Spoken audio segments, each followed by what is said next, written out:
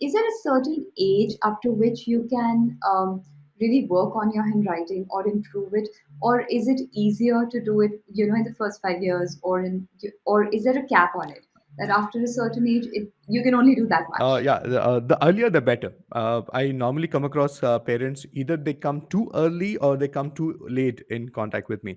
So what do I mean by too late is, they have board exams happening in next 3 or 4 months and they want to fix the handwriting immediately. So that's too late, right? Yeah, And too early is when the child yeah. is still, picking up and getting the fine motor skills defined.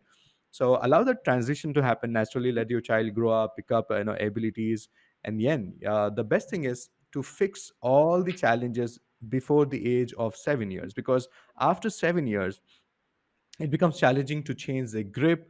It becomes very challenging to change many more dimensions of your writing. So the earlier the better.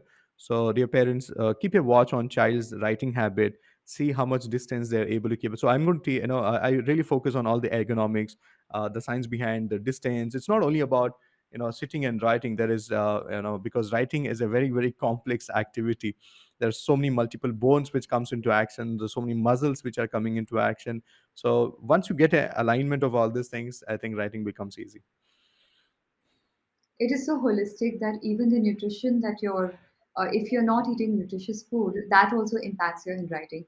In fact, we had a chat with a sleep expert a while ago, and she also mentioned something very similar. She said that if your child is eating well and if they're eating nutritious food, if their nutritional habits are accounted for, and if they are good, they'll automatically sleep better. So it is all holistic when it comes to True. children. That if one aspect is taken care of, the other one just falls into place on its own. And you also mentioned that children are not exercising enough, which can be a primary factor as to why they're not able to write that much, and they get tired easily. And um, that is absolutely certain because they probably just don't have the stamina, or they don't have the strength in their hands when it comes to writing for long hours.